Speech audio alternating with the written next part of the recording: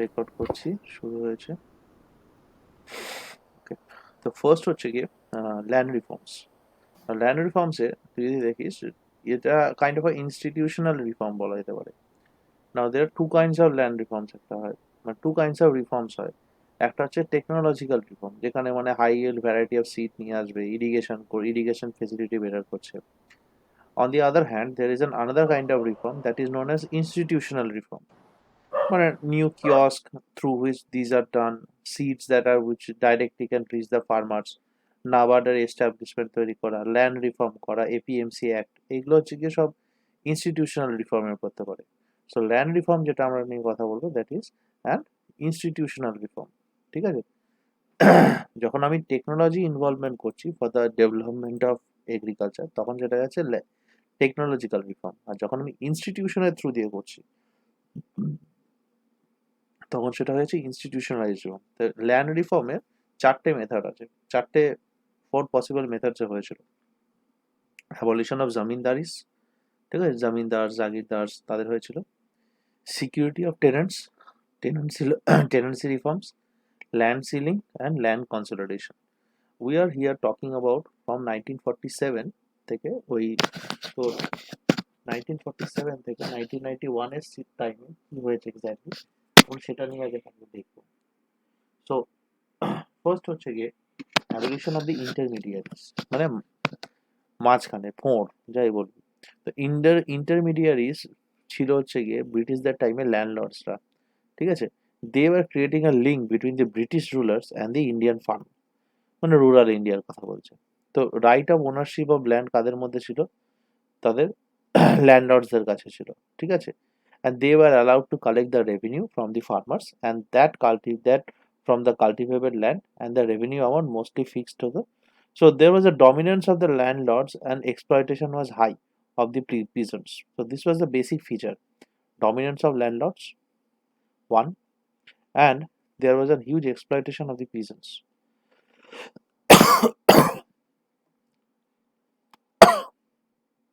So even before independence, from around 1930, Congress মোটামুটি একটা idea করে নিয়েছিল যে আমরা সোশ্যালিস্ট পলিসিতে যাবো, and will abolish this intermediaries.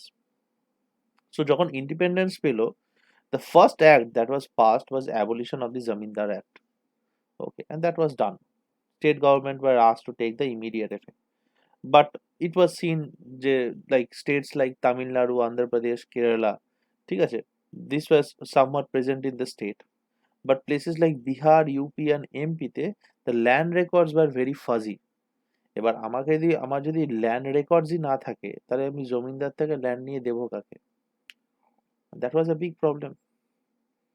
তো আমি বলছি যে এখানে এত ল্যান্ড আছে, এই ল্যান্ডগুলো ইকুয়ালি ডিস্ট্রিবিউট করে দাও ল্যান্ডলর্ডদের থেকে নিয়ে। ভাই এটারই তো রেকর্ড নেই, তাহলে বাকিদের দেবে কিভাবে? So it was a problem. Now the missing land records became the first hindrance to the removal of the zamindars. So on paper, zamindar was gone, but confiscation and distribution became a problem. জামিনদারকে তো আমি সরিয়ে দিলাম, ঠিক আছে, zamindars are gone now, but how to distribute this land, because this land in UP, Bihar, MP এইসব জায়গাগুলোতে ল্যান্ডের কোনো রেকর্ড নেই। যার নাম নেই তার কথার দাম নেই। ঠিক আছে, তো সেই plus state governments were reluctant to pass this laws, because land, এই যে ল্যান্ডের ব্যাপারগুলো, this were mostly belonging to the state. So government started delaying passing the laws. মানে 1948 এ দেখতে গেলে abolition of the জমিনদার এসছে, মানে finalized by government of India 1948. 1949 A government issued instruction to the state government to pass formal laws.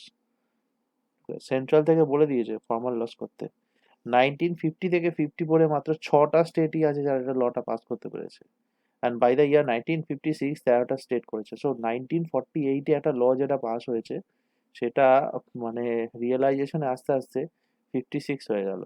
ঠিক আছে, took 7 years to pass a law in state level. So delay by government, personal cultivation clause restricted confiscation of land. Now what is personal cultivation? এই personal কাল্টিভেশনের প্রবলেমটা চিরকালই থেকে যাবে, কারণ central government বলেছে যে 170 মিলিয়ন অফ হেক্টার্স আছে gross cropped area, was confiscated in 1956. Okay. Now, what is the issue about this data? The issue is personal cultivation, if done, cannot be confiscated by government. Now, personal means by law immediate relative, near relative, worker working more than 3 years, এরা এই সব জায়গাটাই হচ্ছে personal. ঠিক আছে না, এবার তো তাহলে সবাই ঢুকে যাচ্ছে পার্সোনালে। This cause to have an escape route, okay, in the ল।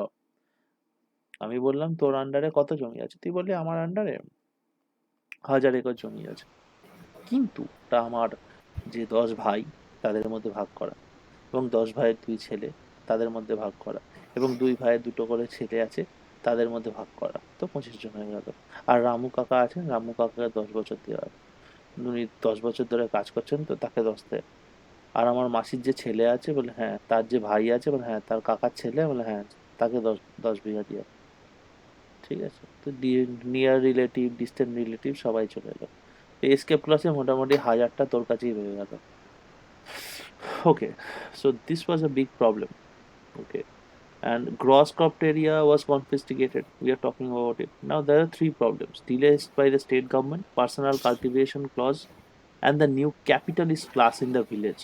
ঠিক আছে, এবং যাদের কাছে পলিটিক্যাল ক্লাউড ছিল। তার মানেটা কি? এবার গ্রামে সাধারণত হতো কি, যাদের কাছে বেশি জমি থাকতো তারাই হোদ্ধার। ঠিক আছে, তারাই ল বানাবে। ঠিক আছে, তারা কি করতো, তারা জমিগুলো বেচে দিত। ঠিক আছে, বেচে দিয়ে বলতো তুই আমার জমি নিবি, ঠিক আছে, এক কাজ কর, তোকে আমি জমিগুলো দিয়ে দিচ্ছি, তুই আমায় 10 টাকায় ফেরত দিয়ে দে। ও ভাবতো মহানুভব মানুষ, 10 টাকায় আমার জমি আমার থেকে কিনছে। ঠিক আছে, এটাই বিশাল ব্যাপার, তখনকার দিনে 10 টাকা অনেক। কিন্তু ওরা বুঝতো না ওটা ফ্রিতে ওদের দেওয়াটাই দরকার ছিল, সেটা ওরা বুঝতো না। So landlordism went away, but landlords remained intact. Okay, that was the problem. Era that caused it: poor legislation, প্রথম কথা, with several loopholes and delayed legislations which gave time to landlords to hide their true landholdings. এবার হচ্ছে benami transaction with no formal name involve, fictitious owner, Ramu কাকা, ঠিক আছে, পিন্টু, চিন্টু, মাম্মু, পাম্মু, সবার নামে একটা করে জমি আছে, তাহলে আর কি করে হবে? নেক্সট আছে স্ক্রুটিনি অফ টেনেন্সির ব্যাপারটা। না, টেনেন্সি হচ্ছে গিয়ে cultivators who takes land on rent for cultivation. In Indian context tenant could also mean share croppers. ঠিক আছে, people who does not pay fixed rent but share a fixed proportion of the total crop with the landlord, মানে ভাগ চাষ। ঠিক আছে, তো landless labourers, ঠিক আছে, মানে হচ্ছে কি page wagers of the landlord does not belong to tenancy. এটা কিন্তু মাথায় রাখতে হবে এই তিনটে কনটেক্সটে। তো টেনেন্ট ফার্মিং যেটা বলছে, সেটার মানে হচ্ছে গিয়ে কোনো একটা জমি কোনো একটা লোক ধার নিয়েছে, ধার নিয়ে তাতে চাষ করছে।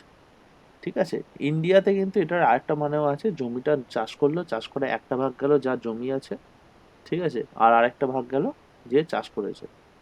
বাট এটা মাথায় রাখতে হবে, ল্যান্ডলেস লেবার যাদের বলছি তারা কিন্তু এই টেনেন্সিতে আছে না, তারা পেড ওয়ার্কার্স, জমি আছে, জমিতে কাজ করেছে পাতি। ক্লিয়ার? মানে they does not belong to tenancy. না, the several ways the tenants were threatened. কিভাবে? Sudden large changes in rent, হঠাৎ করে বললো ঠিক আছে তোমার জমিতে চাষ করতে গেলে আগে 100 টাকা দিতে, এখন 1000 টাকা দিতে হবে। বা আগে 10 ভাগ, আগে 1/10 ভাগ নিতাম, এখন 9/10 ভাগ নেব। ঠিক আছে, এবার ওদের কাছে জমি নেই তো কোথায় যাবে, দিতেই হতো। সাডেন এভিকশন, কালকে থেকে আর চাষ করতে দেবো না, অন্যজনকে দিয়ে দিচ্ছি। ঠিক আছে, এবার ওনারশিপ রাইট নেই, সারা বছর আমি খাটবো। ঠিক আছে, এবার ব্যাপারটা ভাব, সারা বছরও খাটবে জমিতে, কিন্তু ওর কোনো ওনারশিপ রাইট নেই, বছরের বছর খেটে যাচ্ছে শুধুমাত্র কিছু চাষ করার জন্য। ঠিক আছে, tenancy reform focused on solving this above problem. So কি ছিল? Regulation of rent. ব্রিটিশ পিরিয়ডে 55 থেকে 80% of the crop value collected as rent. After independence the upper ceiling was fixed, যে 25%-এর বেশি, ঠিক আছে, তুমি ক্রপের ভ্যালু যে আছে, মানে 100 কেজি চাল হলো 100 টাকা, 10 টাকায় বিক্রি হলো, 100 কেজি চাল হলো 10 টাকায় বিক্রি হলো, 100 কেজি ধান হলো দাদা, 10 টাকায় বিক্রি হলো, এর থেকে বেশি, তার মানে কিন্তু আমি 1000 কেজির বিক্রি হলো, ঠিক আছে? তো আমি কিন্তু 250 টাকার বেশি আমি ওর কাছ থেকে চাইতে পারবো না। That was the maximum ceiling fixed, 25%, ঠিক আছে? This was said as a model law since the land and agriculture is in state list, forcing the state to do it. Now the effect কি হয়, পাঞ্জাবে আপার limit can be 40%, এটা কিন্তু central থেকে বলেছে, but জমি কাদের কাছে আছে? ল্যান্ড অ্যান্ড এগ্রিকালচার কোন লিস্টে আছে? স্টেট লিস্টে। এরা বলতে পারে শুধুমাত্র যে তুমি করো, আর এরা এবার চেঞ্জ করতে আরম্ভ করলো, ইমিডিয়েট পাঞ্জাব আপার লিমিট করে দিল 40%, নে ঠেলা বোঝ। তামিলনাড়ু করে দিল 25% হচ্ছে নন ইরিগেটেডের জন্য, 30% সেমি ইরিগেটেড, 35% ইরিগেটেড। হয়ে গেল, গল্প শেষ। লয়ের মানে পুরো 12টা। Other states also came up with their own laws. This shows that the dominance of the landlords and on the state politics, and that the time where there was deviation from the state's prescribed laws. ঠিক আছে? Even in UP, Bihar, Orissa and some other states, no major changes were also done. Now, the existing scenario was such because of the availability for the landlords and the tenants of resources had huge differences, and thus violation of the laws better than implementation of the laws happened. বুঝলি? It is মানে যেমন কি, তুই বললি যে আহ, আহ, যদি গাড়ি নিয়ে যাস, গাড়ি নিয়ে যদি তুই হেলমেট না পরে যাস, 1000 টাকা ফাইন, ঠিক আছে? তো উল্টে হয়ে গেল কি না, এদিকে পুলিশ ধরলো, বললো ঠিক আছে 100 টাকা দিয়ে ছেড়ে দিচ্ছি। So violation of the law is better than to implement the law. এই সুবিধাটা পেয়ে গেল। Only making law wasn't suffice, লটাকে ইমপ্লিমেন্ট করার দরকার, else will have the hysteresis effect, ঠিক আছে? মানে ওই একটা লুপে ঘুরতেই থাকবে, ঠিক আছে? এটাকে বলে হিস্ট্রিসিস এফেক্ট। কন্টিনিউয়াস একই জায়গায় ঘুরতেই থাকছে, ঘুরতেই থাকছে, ঘুরতেই থাকছে, ঘুরতেই থাকছে, ঠিক আছে? বেসিক ইলেকট্রিক্যালে পড়েছিলাম না ইয়েস, হিস্ট্রি? বেসিক ইলেকট্রিক্যাল, যারা ইঞ্জিনিয়ারিং করেছে তারা basic electrical, correct, hysteresis effect. Now the next part is security of the tenants. The first one হয়ে গেল regulation of the tenants, second হয়ে গেল security of the tenants. Model Tenancy Security Act of 1951 নিয়ে আসা হলো। No tenant could be evicted outside the rules set by the state government. Also, land could be taken from a tenant only for personal cultivation. ঠিক আছে? Personal cultivation ছাড়া কিন্তু টেনেন্টদের কাছ থেকে জমি নিয়ে নেওয়া যাবে না।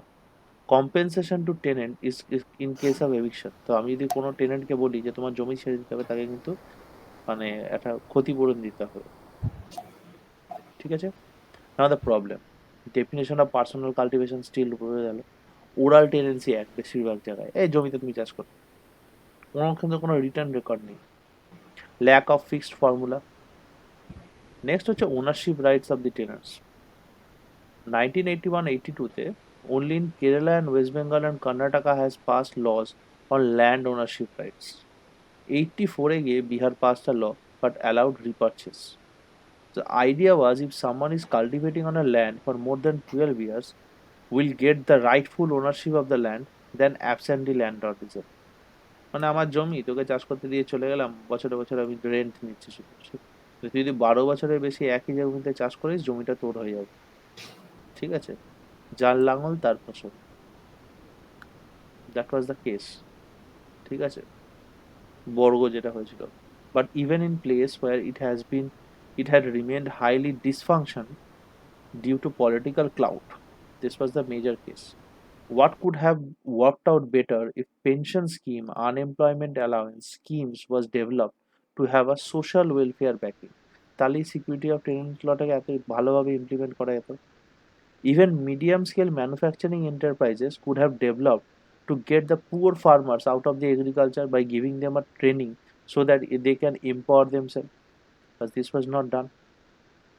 Empowerment of the poor means to enable them to participate in economic activity and not subsidize them continuously. This is what is meant by empowerment.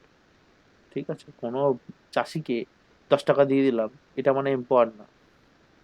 ঠিক আছে? কন্যাশ্রী, রূপশ্রী, পিতাশ্রী, মাতাশ্রী করানো মানে এম্পাওয়ারমেন্ট না। তাকে এমনভাবে ইকোনমিক অ্যাক্টিভিটিতে পার্টিসিপেট করার জন্য এনাবেল করে দেওয়া, যাতে তাকে কন্টিনিউয়াস সাবসিডি দেওয়ার দরকার না পড়ে। ঠিক আছে? ছোটবেলায় 2 বছরের ছেলে মার হাত ধরে রাস্তায় ঘুরছে, ভাল লাগে দেখতে। 22 বছরের ছেলে রাস্তায় হাত ধরে হাফ প্যান্ট পরে ঘুরছে, মোটেই ভালো লাগে না দেখতে। ঠিক আছে? So there were also various movements that have happened. ঠিক আছে? Like বিনোদ ভাবের ভূদান মুভমেন্ট হয়েছিল। Land was given up for poor in India, but that was very small. দুই একটা জায়গাতেই হয়েছিল। Now, 4 reasons why laws remains highly dysfunctional. প্রথম হচ্ছে ল্যান্ড রেকর্ড নেই, oral tenancy, personal cultivation definition, and poor administrative support. Even in Bengal, something happened known as Operation Borgo. Sharecropping idea that was done in West Bengal when government took land records and distributed the lands to the tenants. কিন্তু এইটা নিয়ে এত লাফালাফি যে আমাদের মানে communist মার্ক্সবাদীরা করে এসছে, বাট অন পেপার, ঠিক আছে, 13%ই হয়েছে। So too much of smoke and very less of fire. ঠিক আছে? The Bengal was already developed society of the state, and thus many high-level landlords have already transformed them in service sector people. So such acts were easy to implement in Bengal. So that's why the Borgo actually also very easily got, what it required. যে 13% হয়েছে, সেটাও যে এত ঢাক পিটিয়ে বলছি, তার কারণ হচ্ছে কি এখানে অলরেডি একটা ডেভেলপ সোসাইটি পেয়ে গেছে। ঠিক আছে? তো সেই জন্য এদের সুবিধা হয়েছে। নেক্সট হচ্ছে ল্যান্ড সিলিং। ঠিক আছে? Fixing the upper limit of the extent of land holding by individuals or family households. There two types. একটা হয় পোটেনশিয়াল সিলিং, একটা হয় অ্যাকচুয়াল সিলিং। মানে কতটা জমি একটা ফ্যামিলি নিজের আন্ডারে রাখতে পারে। পোটেনশিয়াল সিলিং যখন বলছি, রেস্ট্রিক্টিং any future land holding beyond a limit. Okay, that is potential limit. মানে বলে দিলাম এরপর থেকে আপনারা 32-এর বেশি নিতে পারবেন না। ঠিক আছে? আর অ্যাকচুয়াল সিলিং মানে not allowing extra land included current land holding also. তো এখন যদি আপনার 32 থাকুক, 30 থাকুক, 25-এর বেশি আপনি রাখতে পারবেন না। ঠিক আছে? তো এখন যদি 25-এর বেশি যাই থাকুক না কেন, আপনাকে দিয়ে দিতে হবে। আগে যদি আপনার 64 থাকতো, এরপরে আর আপনি নিতে পারবেন না। তো এখানে যখন অ্যাকচুয়াল সিলিং এর কথাটা বলা হয়, তখন মানে হচ্ছে কি এখন যদি 25 থাকে, এখন যদি যাই থাকুক না কেন, 25-এর উপরে যা আছে সেটাকে আমরা ভেস্ট করে নেব। বলতো না আগে জমি ভেস্ট হয়ে গেছে, তো জমি ভেস্টের গল্পটা হচ্ছে এটা। So a committee was form to address the issue, the committee on model ceiling act. Okay, now this committee used 4 terms of reference. 4টে টার্ম অফ রেফারেন্স এরা ইউজ করেছে যে what point of land will be brought under this ceiling. The answer is plantation. ঠিক আছে? মানে tea, in example sugar, tea, coffee, commercial farming and personal cultivation. Sorry, অ্যান্সারটা হচ্ছে কি these are not under the ceiling. ঠিক আছে? কোনগুলো নেওয়া হবে না, ঠিক আছে, কোনগুলো থাকবে না, যদি প্লান্টেশন করে মানে সুগার, টি, কফি এইগুলো করে, এইগুলো কিন্তু এই তোর ল্যান্ড টেনেন্সি অ্যাক্টের আন্ডারে আসবে না, সে সিলিং এর অ্যাক্টের আন্ডারে আসবে না। বা যদি কমার্শিয়াল ফার্মিং করে তাহলেও আসবে না। বা যদি পার্সোনাল কাল্টিভেশন, আবার সেই পার্সোনাল কাল্টিভেশন ফিরে এলো। ঠিক আছে? উল্টো বুঝলে, উল্টো বুঝলে রাম কি হয়? মরা। ঠিক আছে? তাহলে আবার ফিরে এলো। তো this was started again getting misused. So what should be the level of ceiling? বললো 15 acre per adult unit upper limit করে দেওয়া হবে, but state government can make their own laws. ব্যাস, আবার একই জিনিস হয়ে গেল। Overnight fictitious names, benami transaction started happening. রাতারাতি দেউ কাকা, ঠিক আছে, মানে বলে দিল 15 একর পার অ্যাডাল্টের ঘাড়ে থাকবে। তো চলে এলো গণপতি বাবু, রামবাবু, শ্যামবাবু, যদুবাবু, অঙ্কের খাতা খুলে যতজনের নাম বার করা যায় সবার নাম দিয়ে এক একটা করে তাদের জমি দিয়ে দেওয়া হয়েছে।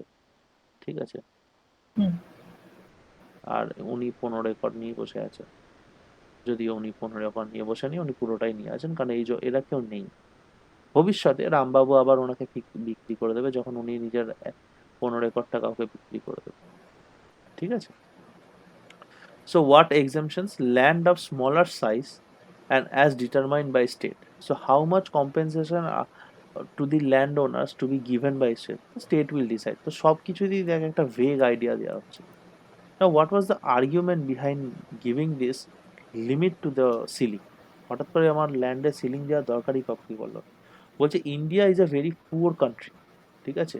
With few people cannot control the large part of the land. So equity of distribution চাই, DPSP, and improving the position of the people is also required. So land distribution of assets is also required. It's an asset, so in income earning opportunity beyond manual labor, ঠিক আছে? This will reduce poverty and encourage efficiency. Now the efficiency argument has been given by Hanumanta Rao বলে একজন ছিলেন। তিনি বলেছেন যে গোটা পৃথিবীর অন্য যে কোনো দেশে medium scale farmers better return দেয় দেন লার্জ স্কেল ফার্মার্স, ঠিক আছে?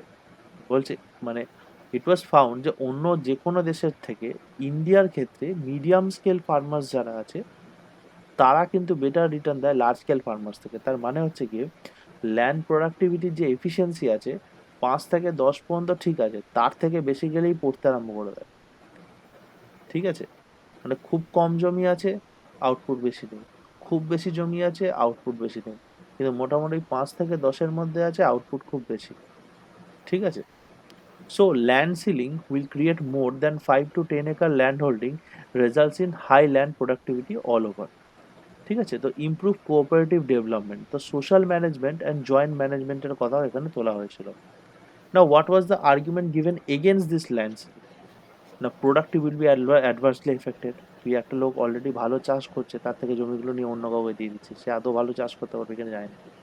Compromise capacity to save and invest, যত বেশি জমি থাকবে ইকোনমি অফ স্কেলের ব্যাপারটা এখানে কাজ করবে, বাট এখানে যদি তুই ল্যান্ড সিলিং করে দিস তাহলে ইকোনমি অফ স্কেল বন্ধ হয়ে গেল। Result is not even 3% of the total land holding was ব্রট under land holding, ঠিক আছে? Even with all push and pool factors, মানে আউটপুট ইনপুট সব দিক দিয়েও। The reason for failure of this land act was the poor land records, easier to hide the oversealing, ওই যে রামবাবু শ্যামবাবু জন্ম নেই নিল। Presence of large scale of Benami transaction due to corruption, poor administrative capacity and lack of political will, ঠিক আছে? Now this was the second part. Now the third part is the land consolidation part. Now what is consolidation? Removing scattered dispersed land holding to consolidate into a contiguous region for enhancing productivity. ধর এখানে এ, এখানে এ, এখানে এ, এখানে এ, এই জায়গা এ এর জমি আছে, এখানে বি এর জমি আছে, এইখানে সি এর জমি আছে। এবার মনে কর যে চাষ করছে সে তো শক্তিমান নয়, মাথায় ট্র্যাক্টর করে নিয়ে ছুটবে এখান থেকে এখানে, এখান থেকে এখানে। তো বেটার হচ্ছে কি পুরো জায়গাটা আমি দিয়ে দিলাম, তো এ এর জায়গাটা পুরোটাও চাষ করে নিল, বি এর জায়গাটাও পুরোটা চাষ করে নিল। So that is quite productive. ঠিক আছে? Strips to be joint, swapping of land to consolidate this. Now, what was the objective? To increase productivity, encourage mechanization and modernization of agriculture. Now, what were the challenges? Same challenges. Land record নেই, difference in quality of land. আমার জমিতে বেশি ভালো চাষ হয়, তোমার জমিতে কম হয়। সেন্টিমেন্টাল অ্যারেঞ্জমেন্ট, মানুষ নিজের সব কিছু দিয়ে দেবে কিন্তু জমি দেবে না, তো জমি তো দিল না।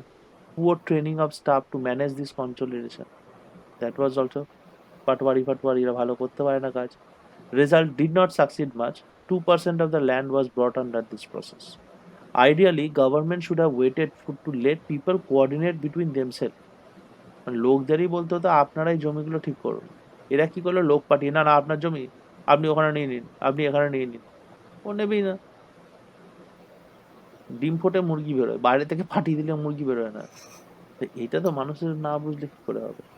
So all over land reform in pre-1991 scenario did not succeed as expected, although it did away with the landlordism, but still it had its own shortcomings.